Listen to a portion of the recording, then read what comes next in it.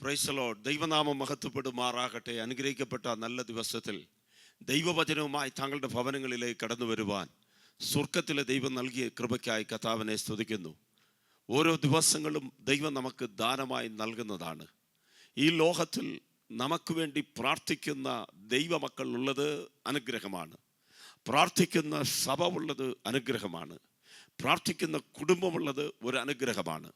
പ്രാർത്ഥിക്കുന്ന മാതാപിതാക്കൾ ഉണ്ടെങ്കിൽ അതൊരു അനുഗ്രഹമാണ്. പ്രാർത്ഥന അധികം അവൻ ശക്തിയെ തരും. പ്രാർത്ഥന ജീവിതത്തിൽ വിടുതലുകളെ തരും. പ്രാർത്ഥനയിലൂടെ ദൈവികമായ അത്ഭുതങ്ങളെ നമുക്ക് പ്രാപിക്കുവാൻ കഴിയും. എന്നാൽ പലപ്പോഴും നമുക്ക് വേണ്ടതുപോലെ പ്രാർത്ഥിക്കുവാൻ കഴിയുന്നില്ല. നമുക്ക് വേണ്ടി പ്രാർത്ഥിക്കുന്നവർ ചില സമയങ്ങളിൽ അവർ നിരുത്സാഹപ്പെട്ടു പോകാൻ ഇടയുണ്ട്. ഈ പകൽക്കാലം ദൈവത്തിൻ്റെ പരിശുദ്ധാത്മാവ് നമ്മോട് സംസാരിക്കുന്ന ദൈവവചന കേൾവിയിലേക്ക് നമുക്ക് കടന്നു വരാം. വളരെ വ്യക്തമായ ഒരു ദൈവികമായ സന്ദേശം ദൈവം നമുക്ക് കൈമാറുവാൻ ആഗ്രഹിക്കുന്നു.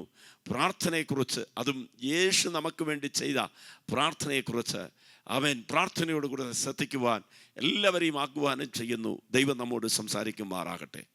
എബ്രായർക്കെഴുതിയ ലേഖനം 4-ാം അധ്യായം 14, 15, 16 വാക്യങ്ങൾ. ആകയാൽ ദൈവപുത്രനായ യേശു ആകാശത്തിൽ കൂടി കടന്നുപോയൊരു ശ്രേഷ്ഠ മഹാപുരോഹിതനായ നമുക്കുള്ളത് കൊണ്ട് നാം നമ്മുടെ സ്വീകാര്യം മുറുകെ പിടിച്ചുകൊള്ളുക.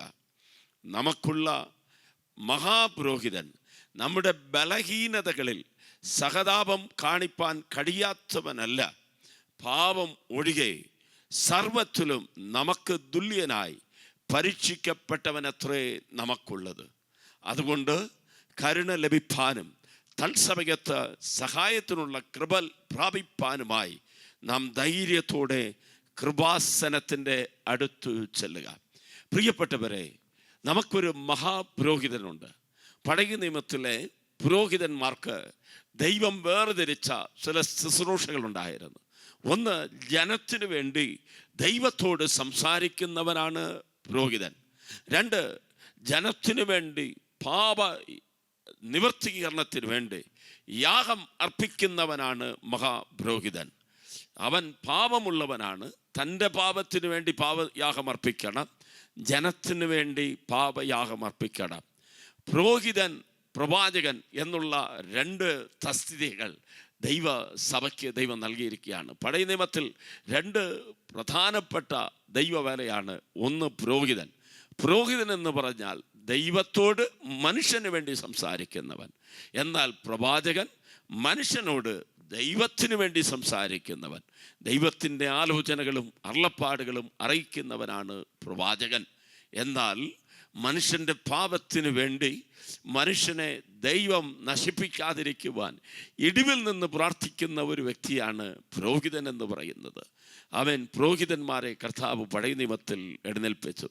എന്നാൽ ക്രിസ്തു എന്ന മഹാപുരോഹിതൻ വന്നപ്പോൾ നമ്മുടെ പാപത്തിനു വേണ്ടി ക്രിസ്തു തന്നെ യാഗമായി തീർന്നു. അതുകൊണ്ടാണ് എബ്രായ ലേഖനത്തിൽ പറയപ്പെടുന്നത്, പാപം ഒഴികെ സകലത്തിലും നമ്മെപ്പോലെ പരീക്ഷിക്കപ്പെട്ട, ശോധിക്കപ്പെട്ട, സകലത്തിലും കടന്നുപോയ ഒരു മഹാപുരോഹിതൻ നമുക്കുണ്ട്. യോബിൻ്റെ പുസ്തകത്തിൽ അതിൻ്റെ 16-ാം അധ്യായം 21-ാം വാക്യത്തിൽ മനോഹരമായ ഒരു വാക്യമുണ്ട്. മനുഷ്യർക്ക് വേണ്ടി ദൈവത്തോട് പക്ഷപാതം ചെയ്യുവാൻ ആരെങ്കിലും ഉണ്ടായിരുന്നെങ്കിൽ കൊള്ളാമായിരുന്നു. അവൻ റോമാലേഖനം 8-ന്റെ 14-ാം വാക്യത്തിൽ ക്രിസ്തു നമുക്ക് വേണ്ടി പിതാവിൻ്റെ വലത്ത് ഭാഗത്ത് ഇന്നും ആമേൻ പ്രാർത്ഥിച്ചു കൊണ്ടിരിക്കുന്നത് നമുക്ക് കാണുവാൻ കഴിയും.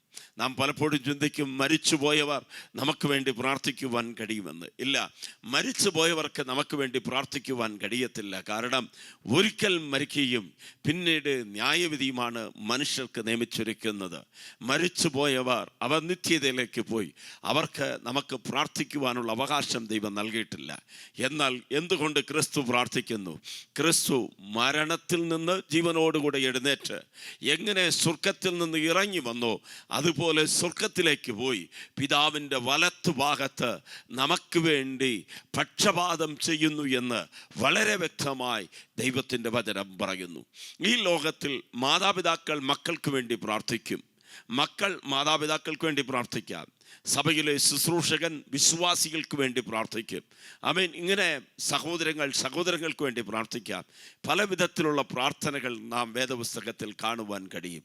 എന്നാൽ കർത്താവായ യേശു ക്രിസ്തു ഈ ലോകത്തിലായിരുന്ന കാലഘട്ടത്തിൽ ഒരു മഹാപുരോഹിതൻ്റെ ശുശ്രൂഷ തൻ്റെ ശിഷ്യന്മാർക്ക് വേണ്ടി ചെയ്തതിനെക്കുറിച്ച് വിശുദ്ധ യോഹന്നാൻ്റെ സുവിശേഷം 17-ാം അധ്യായത്തിൽ നമുക്ക് പഠിക്കുവാൻ കഴിയും.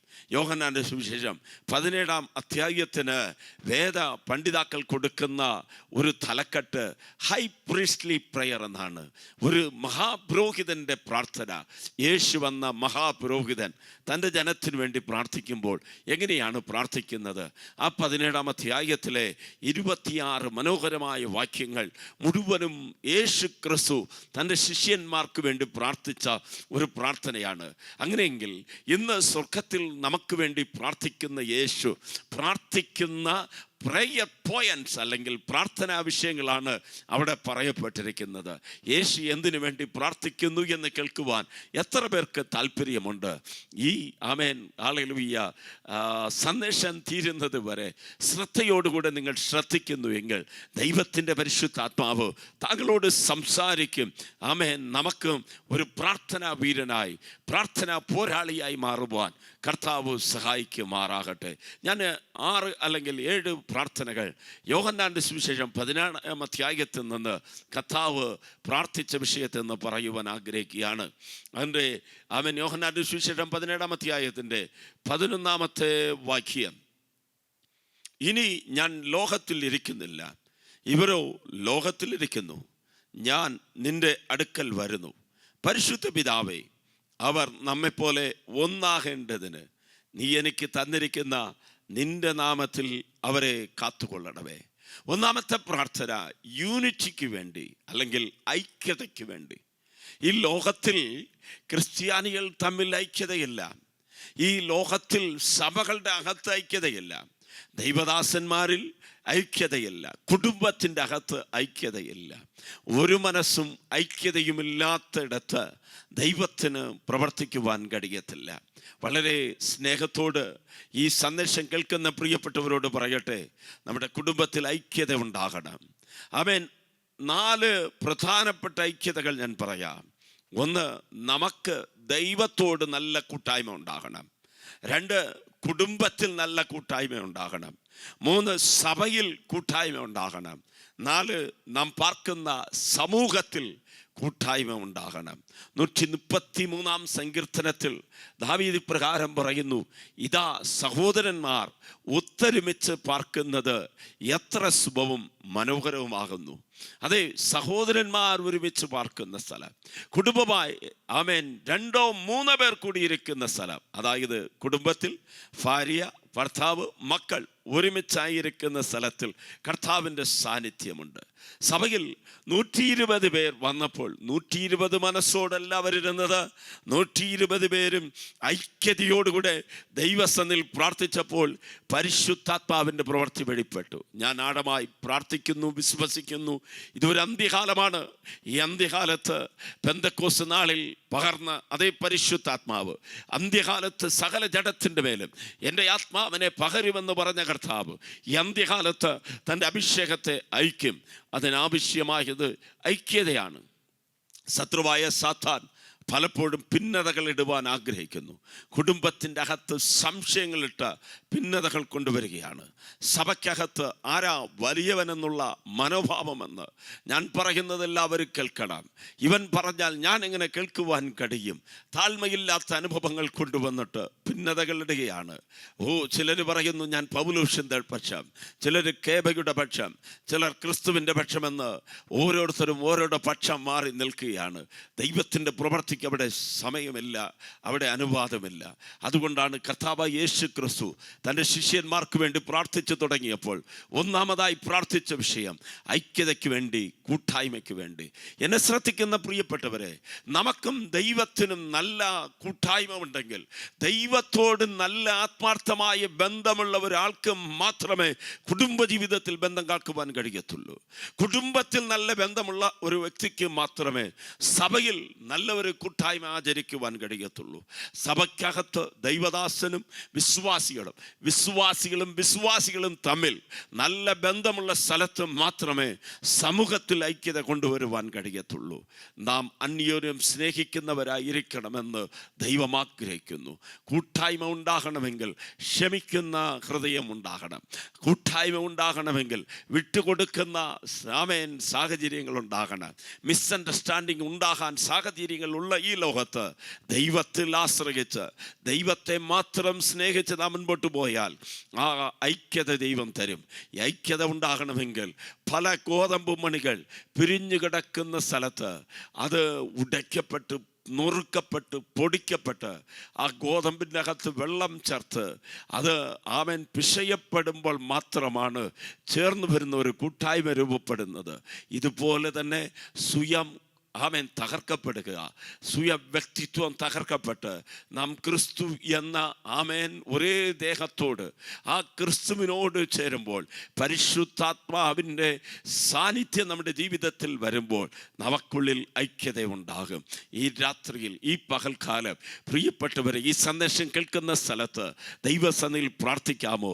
എനിക്കും ദൈവവുമായി നല്ലൊരു കൂട്ടായ്മ തരണമേ, എൻ്റെ കുടുംബത്തെ നല്ലൊരു കൂട്ടായ്മ ദൈവം തരണമേ. കുടുംബ പ്രാർത്ഥനകൾ മുടങ്ങാതെ പ്രാർത്ഥിക്കുക, ഭാര്യ ഭർത്താവ് ഒരുമിച്ച് പ്രാർത്ഥിക്കുക, സഭയിൽ ഒരുമിച്ച് കൂട്ടായ്മ ആചരിക്കുക. നാം ഒരുമിച്ച് കൂട്ടായ്മ ആചരിക്കണമെന്ന് നമുക്ക് വേണ്ടി മഹാപുരോഹിതനായ യേശു ദൈവസന്നിധിയിൽ പ്രാർത്ഥിക്കുന്നു. യേശു പ്രാർത്ഥിച്ച രണ്ടാമത്തെ പ്രാർത്ഥനാ വിഷയം യോഹന്നാന്റെ സുവിശേഷം 17-ാം അധ്യായത്തിൻ്റെ 13-ാമത്തെ വാക്യം, എൻ്റെ സന്തോഷം അവർക്ക് ഉള്ളിൽ പൂർണ്ണമാകേണ്ടതിന് ഇത് ലോകത്തിൽ വച്ച് സംസാരിക്കുന്നു. കർത്താവായ യേശുവിൻ്റെ രണ്ടാമത്തെ പ്രാർത്ഥന, ഹല്ലേലൂയ, തൻ്റെ ശിഷ്യന്മാരുടെ അകത്ത് ക്രിസ്തുവിൻ്റെ സന്തോഷം പൂർണ്ണമായി ഉണ്ടാകണം എന്ന് കർത്താവ് ആഗ്രഹിച്ച് പ്രാർത്ഥിക്കുകയാണ്. എന്നെ കേൾക്കുന്ന പ്രിയപ്പെട്ടവരെ, ഇന്ന് പലർക്കും സന്തോഷം ലഭിക്കുന്നുണ്ട്. ഈ ലോകപാപത്താൽ ലഭിക്കുന്ന സന്തോഷമുണ്ട്, മദ്യത്താൽ ലഭിക്കുന്ന സന്തോഷമുണ്ട്, മയക്കുമരുന്നിനാൽ ലഭിക്കുന്ന സന്തോഷമുണ്ട്, വിജയം ലഭിക്കുമ്പോൾ ഉണ്ടാകുന്ന സന്തോഷമുണ്ട്, പണം കയ്യിൽ വരുമ്പോൾ ഉണ്ടാകുന്ന സന്തോഷമുണ്ട്, നാളുകളായി കാത്തിരിക്കുന്ന വിഷയത്തിന് മറുപടി ലഭിക്കുമ്പോൾ ഉണ്ടാകുന്ന സന്തോഷമുണ്ട്. ഇതെല്ലാം പുറമേ നിന്ന് വരുന്ന സന്തോഷങ്ങളാണ്. ഇത് നിത്യമായി നമ്മുടെ അകത്ത് നിൽക്കത്തില്ല. എന്നാൽ പുറമേ നിന്ന് വരുന്ന സന്തോഷമെല്ലാം അത് വസ്തുക്കളെ കേന്ദ്രീകരിച്ചതാണ്, വസ്തുക്കൾ മുഖാന്തരമാണ്. എന്നാൽ വസ്തുക്കളിൽ കൂടെ ഉണ്ടാകുന്ന സന്തോഷമല്ല എൻ്റെ സന്തോഷമെന്ന് കർത്താവായ യേശു പറയുന്നു. അതായത് ഫിലിപ്പിയ ലേഖനം 4:4 അപ്പോസ്തലനായ പൗലോസ് കാരാഗൃഹത്തിൽ ബന്ധിക്കപ്പെട്ട് കിടക്കുമ്പോഴും പറഞ്ഞു, കർത്താവിൽ എപ്പോഴും സന്തോഷിപ്പിൻ എന്ന് ഞാൻ പിന്നെയും പറയുന്നു. പരിശുദ്ധാത്മാവ് നമ്മുടെ അകത്ത് വന്നാൽ നമുക്ക് സന്തോഷമുണ്ടാകും. ദൈവവചനം നമ്മുടെ ഹൃദയത്തിലുണ്ടെങ്കിൽ നമുക്ക് സന്തോഷമുണ്ടാകും. ക്രിസ്തു എന്നോടുകൂടെ ഉണ്ട് എന്ന് അറിയുന്നത് സന്തോഷമുണ്ടാകും. ഈ ലോകം മുഴുവനും നമുക്കെതിരെ എഴുന്നേൽക്കുമ്പോഴും, ലോകത്തിൽ അനവധി കഷ്ടങ്ങൾ നമ്മുടെ ജീവിതത്തിൽ കടന്നു വരുമ്പോഴും, പരാജയങ്ങൾ, നഷ്ടങ്ങൾ, രോഗങ്ങൾ, വെല്ലുവിളികൾ വരുമ്പോഴും നമുക്ക് സന്തോഷിക്കുവാൻ കഴിയും. എങ്ങനെയാണ്? ഹബക്കൂക്ക് പ്രവാചകൻ അതുകൊണ്ടാണ് പറഞ്ഞത്, അത്തിവൃക്ഷം വാടിപ്പോയാലും മുന്തിരിവള്ളി ഫലം ഇല്ലാതെ പോയാലും ഈ കാണുന്നത് ഒന്നും എനിക്ക് ലഭിച്ചില്ലെങ്കിലും ഞാൻ യഹോവയിൽ സന്തോഷിക്കും. നെഹെമ്യാവ് പറഞ്ഞു, കർത്താവിൽ സന്തോഷിക്കുന്നതാണ് എൻ്റെ ബലൻ. എന്നെ കേൾക്കുന്ന പ്രിയപ്പെട്ടവരെ, ഏകാന്തതയുടെ നടുവിലാണോ, ജീവിതത്തിൽ ഭാരം ചുമക്കുന്നവരാണോ, ജീവിതത്തിൽ രോഗത്തിൻ്റെ അനുഭവത്തിൽ കടന്നു പോകുന്നവരാണോ, കടഭാരങ്ങളുണ്ടോ, നാളെ ചൊല്ലിയുള്ള വിചാരങ്ങളുണ്ടോ? നമ്മെ സ്നേഹിക്കുന്ന ഒരു നല്ല ദൈവം നമുക്കുണ്ട്. നമുക്ക് വേണ്ടി കരുതുന്നവനായ ദൈവം നമുക്കുണ്ട്. നമ്മുടെ ഭാരങ്ങളെ ചുമക്കുന്ന ദൈവമുണ്ട്. നമ്മുടെ ഭാവി ഭദ്രമായ ദൈവകരങ്ങളിലാണ്. നമ്മെ സുരക്ഷിതമായി നടത്തുവാൻ കഴിയുന്ന നല്ല ദൈവം നമുക്കുണ്ടെന്ന് വിശ്വസിച്ചാൽ നാം സന്തോഷിക്കുവാൻ കഴിയും. പ്രിയപ്പെട്ടവരെ, ക്രിസ്തു നമ്മുടെ അകത്തിരിക്കുന്നതാണ് വലിയ സന്തോഷം. ക്രിസ്തുവിനെ നമ്മുടെ അകത്ത് നിന്ന് ആർക്കും എടുത്തു മാറ്റുവാൻ കഴിയത്തില്ല. അതുകൊണ്ടാണ് കർത്താവായ യേശു ക്രിസ്തു പ്രകാരം പറഞ്ഞു, ഒരു മനുഷ്യൻ തൻ്റെ ലോകം മുഴുവനും നേടിയാലും തൻ്റെ ആത്മാവിനെ നഷ്ടപ്പെടുത്തിയാൽ അവൻ എന്ത് ലാഭം? ഈ ആത്മാവ് ദൈവത്തോട് ചേരണം. ദൈവം ഈ അകത്തളങ്ങളിൽ നമ്മുടെ ഹൃദയത്തിൻ്റെ അകത്തിൽ വസിക്കണം. കർത്താവ് നമ്മോട് കൂടെ ഉണ്ടെങ്കിൽ നമുക്ക് സന്തോഷമുണ്ട്. പ്രിയ മാതാവേ, സന്തോഷിക്കുവാനിടയുണ്ടോ? പിതാവേ, സഹോദരനെ, സഹോദരിയെ, സന്തോഷിക്കുക, കർത്താവിൽ സന്തോഷിക്കുക. എപ്പോഴും നിലവിളിച്ചു കൊണ്ടിരിക്കേണ്ട, എപ്പോഴും കണ്ണുനീരോടുകൂടെ ആയിരിക്കേണ്ട. ദൈവസന്നിധിയിൽ കരഞ്ഞാൽ ആമേൻ, ദൈവം പ്രാർത്ഥന കേട്ടു എന്നുള്ള ഉറപ്പ് വരുമ്പോൾ നമുക്ക് സന്തോഷിക്കുവാൻ കഴിയും. ഹന്ന ആമേൻ വളരെ ദുഃഖമുള്ള ഒരു സഹോദരിയായിരുന്നു. വളരെ വേദനകൾ അവൾക്കുണ്ടായിരുന്നു. അവളുടെ പ്രതിയോഗി പലപ്പോഴും അവിടെ കുത്തിക്കൊണ്ടിരിക്കുകയാണ്, നോവിക്കുകയാണ്. എന്നാൽ അതിൻ്റെ നടുവിൽ ദൈവത്തിൻ്റെ ആലയത്തിൽ വന്ന് കണ്ണുനീരോടുകൂടെ പ്രാർത്ഥിച്ചു മടങ്ങുന്ന അന്നേക്ക് മനസ്സിലായി, എൻ്റെ പ്രാർത്ഥന എൻ്റെ ദൈവം കേട്ടു. അതിനുശേഷം അവൾ ദുഃഖത്തോടുകൂടെ ഇരുന്നില്ല. ഈ പകൽക്കാലം ക്രിസ്തു തരുന്ന സന്തോഷം നാം പ്രാപിക്കണം. ക്രിസ്തു നമുക്ക് വേണ്ടി പ്രാർത്ഥിച്ചത്, ക്രിസ്തുവിൻ്റെ സന്തോഷം നമ്മളിൽ പൂർണ്ണമായി ഉണ്ടാകേണ്ടതിന് ക്രിസ്തു നമുക്ക് വേണ്ടി പ്രാർത്ഥിച്ചു. മൂന്നാമതായി കർത്താവ് യേശു ശിഷ്യന്മാർക്ക് വേണ്ടി പ്രാർത്ഥിച്ചത് യോഹന്നാന്റെ സുവിശേഷം 17-ാം അധ്യായത്തിൻ്റെ 15-ാമത്തെ വാക്യം, അവരെ ലോകത്തിൽ നിന്ന് എടുക്കണമെന്നല്ല, ദുഷ്ടൻ്റെ കയ്യിൽ ആമേൻ അകപ്പെടാതെ വണ്ണം അവരെ കാത്തുകൊള്ളണമെന്ന് പ്രാർത്ഥിച്ചു. പ്രിയപ്പെട്ടവരെ, നമ്മുടെ ലോക ജീവിതത്തിൽ നാം പാപത്തിൽ അകപ്പെടാത്തത്, ദുഷ്ടൻ്റെ കയ്യിൽ അകപ്പെടാത്തത് കർത്താവായ യേശു ഇന്നും നമുക്ക് വേണ്ടി പിതാവിൻ്റെ വലത്ത് ഭാഗത്ത് പക്ഷപാതം ചെയ്യുകയാണ്. എത്ര അപകടങ്ങളുടെ വാർത്തകളാണ് കേരളക്കരയിൽ ഓരോ ദിവസങ്ങളും നാം കേൾക്കുന്നത്. ഓരോ ദിവസങ്ങളും ദൃശ്യമാധ്യമങ്ങളിൽ വാർത്തകൾ കാണുമ്പോൾ ആത്മഹത്യയുടെ വാർത്തകൾ, കൊലപാതകത്തിൻ്റെ വാർത്തകൾ, വാഹന അപകടത്തിൻ്റെ വാർത്തകൾ, പ്രകൃതി ദുരന്തത്തിൻ്റെ വാർത്തകൾ, ഇങ്ങനെ ധാരാളം മരണവാർത്തകൾ നാം കേൾക്കുമ്പോൾ നാം ഇന്നും ജീവനോടുകൂടെ കാക്കപ്പെട്ടത് ദൈവത്തിൻ്റെ കൃപ കൊണ്ട് മാത്രം. നാം പലപ്പോഴും വിചാരിക്കും, ഞാൻ പ്രാർത്ഥിച്ചില്ലെങ്കിലും ഞാൻ ധൈര്യമായി പോകുന്നു, ഞാൻ പ്രാർത്ഥിച്ചില്ലെങ്കിലും എനിക്ക് ഒരു അനർത്ഥവും സംഭവിക്കുന്നില്ല. എന്നെ കേൾക്കുന്ന ദൈവ പൈതലേ, നാം പ്രാർത്ഥിച്ചില്ലെങ്കിലും നമുക്ക് വേണ്ടി പിതാവിൻ്റെ വലത്ത് ഭാഗത്ത് പക്ഷപാതം ചെയ്തുകൊണ്ടിരിക്കുന്ന ഒരു മധ്യസ്ഥനായ ക്രിസ്തുവുണ്ട്. ഇടിവിൽ നിന്ന് മഹാപുരോഹിതൻ്റെ ശുശ്രൂഷ ചെയ്തുകൊണ്ടിരിക്കുന്ന ഒരു നല്ല ഇടയൻ നമുക്ക് വേണ്ടിയുണ്ട്. ആ ഇടയൻ്റെ പ്രാർത്ഥന എന്താണ്? കർത്താവേ, ഇവർ ദുഷ്ടൻ്റെ കയ്യിൽ അകപ്പെടാതിരിക്കുവാൻ തക്കവണ്ണം ഇവരെ കാക്കണമേ. ഒരു ബാധയും നമ്മുടെ കൂടാരത്തെ അടുക്കാതെ വണ്ണം, ഒരു അനർത്ഥവും നമുക്ക് സംഭവിക്കാതിരിക്കേണ്ടതിന് നമുക്ക് വേണ്ടി ഇടിവിൽ നിന്ന് പ്രാർത്ഥിക്കുന്ന നല്ലൊരു പുരോഹിതൻ ഉണ്ട്. പലപ്പോഴും നമ്മളെ തകർക്കുവാൻ ശത്രു പദ്ധതികൾ ഒരുക്കിയതാണ്. ശത്രു നമ്മെ ഉന്നമിച്ചപ്പോൾ അവൻ ഉന്നമിച്ച വൈരിയുടെ മുൻപിൽ തകർന്നു പോകാതെ നിനക്ക് വിരോധമായി നിൽക്കുന്ന ഒരു ആയുധവും ഫലിക്കത്തില്ല എന്ന് പറഞ്ഞ് വാഗ്ദത്തം നൽകിയ ദൈവം യോബിനെയും അവൻ്റെ കുടുംബത്തെയും അവനുള്ളതെയും എല്ലാം ചുറ്റി വേലി കെട്ടി കാത്തതുപോലെ നമ്മെ ദൈവം പരിപാലിക്കുന്നത് കൊണ്ടാണ് നാം നമ്മുടെ തലമുറകളും ഇന്ന് വരെ ജീവനോടുകൂടെ ഇരിക്കുന്നത്. രണ്ട് കരങ്ങൾ ഉയർത്തി ഒന്ന് കർത്താവിനെ സ്തുതിക്കാമോ? ദൈവമേ, ഞങ്ങളെ പരിപാലിക്കുന്നതിനായി നന്ദി. ഞങ്ങൾ നടന്നുപോയ വഴികളിൽ, ഞങ്ങൾ യാത്ര ചെയ്ത സ്ഥലങ്ങളിൽ, കിടന്നുറങ്ങിയ സ്ഥലങ്ങളിൽ, ജോലി ചെയ്ത സ്ഥലങ്ങളിൽ, ദുർഘടമായ സ്ഥലങ്ങളിൽ കൂടെ കടന്നുപോയപ്പോഴെല്ലാം ശത്രു ഞങ്ങൾക്കെതിരെ എഴുതിയ തീ അമ്പുകളെല്ലാം തകർന്നു പോകുവാൻ തക്കവണ്ണം ദൈവം ഞങ്ങളെ പരിപാലിക്കുന്നതിനായി സ്തോത്രം. പിതാവിൻ്റെ വലത്തുഭാഗത്ത് ഞങ്ങൾക്ക് വേണ്ടി മധ്യസ്ഥത ചെയ്യുന്ന നല്ല മഹാശ്രേഷ്ഠനായ പുരോഹിതൻ ഞങ്ങൾക്കുള്ളതിനായി സ്തോത്രം. കർത്താവായ യേശു ക്രിസ്തു ഐക്യതയ്ക്ക് വേണ്ടി പ്രാർത്ഥിച്ചു, സന്തോഷത്തിന് വേണ്ടി പ്രാർത്ഥിച്ചു, ദുഷ്ടൻ്റെ കയ്യിൽ അകപ്പെടാതിരിക്കുവാൻ പ്രാർത്ഥിച്ചു. നാലാമത് യോഹന്നാന്റെ സുവിശേഷം 17-ാം അധ്യായത്തിൻ്റെ 17-ാം വാക്യം, സത്യത്താൽ അവരെ വിശുദ്ധീകരിക്കണമേ, നിന്റെ വചനം സത്യം ആകുന്നു. നാം വിശുദ്ധരായി തീരണം എന്നതിന് വേണ്ടി കർത്താവ് പ്രാർത്ഥിക്കുകയാണ്. ഇന്ന് പലരുടെയും പ്രാർത്ഥനകൾ നല്ലതാണ്. പ്രാർത്ഥനാ വിഷയങ്ങൾ പറയുന്നത് മക്കളുടെ വിവാഹം നടക്കണം, ജോലി ലഭിക്കണം, കടഭാരം മാറണം, വീട് കിട്ടണം, ദരിദ്രം മാറണം, എല്ലാം നല്ലത് തന്നെയാണ്. എന്നാൽ ഇതിനേക്കാളെല്ലാം ഉപരിയായി നമ്മുടെ ജീവിതത്തിൽ ഒരു ശുദ്ധീകരണം ഉണ്ടാകണം. പാപത്തോട് നാം സ്വർഗത്തിലേക്ക് പോകുവാൻ കഴിയത്തില്ല. എന്നെ കേൾക്കുന്ന മാന്യ പ്രേക്ഷകരോട് പറയട്ടെ, ഈ ലോകത്തിൽ ദരിദ്രനാണെങ്കിലും നിത്യതയ്ക്ക് പോകുവാൻ കഴിയും. ഈ ലോകത്തിൽ രോഗിയാണെങ്കിലും നിത്യതയ്ക്ക് പോകുവാൻ കഴിയും. ഈ ലോകത്തിൽ കഷ്ടത അനുഭവിക്കുന്നവരാണെങ്കിലും നമുക്ക് നിത്യജീവൻ പ്രാപിക്കുവാൻ കഴിയും.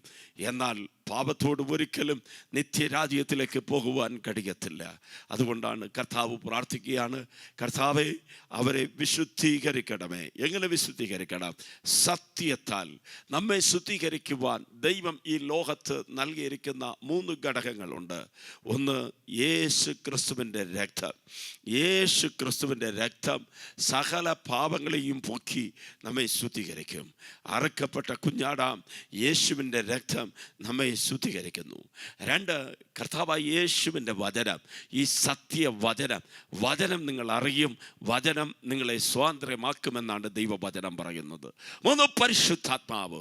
പരിശുദ്ധാത്മാവ് പാപത്തെക്കുറിച്ച്, നീതിയെക്കുറിച്ച്, ന്യായവിധിയെക്കുറിച്ച് നമ്മെ ഉണർത്തിക്കൊണ്ടിരിക്കും. നമ്മുടെ മനസ്സാക്ഷിയിൽ തെറ്റ് ചെയ്യുമ്പോൾ നമ്മുടെ അകത്തൊരു പ്രേരണ ഉണ്ടാകും. മകനെ, നീ തെറ്റ് ചെയ്യുകയാണ്, നീ കള്ളം പറയുകയാണ്, നീ മോഷ്ടിക്കുകയാണ് എന്ന് നമ്മെ പ്രബോധിപ്പിച്ചു കൊണ്ടിരിക്കും.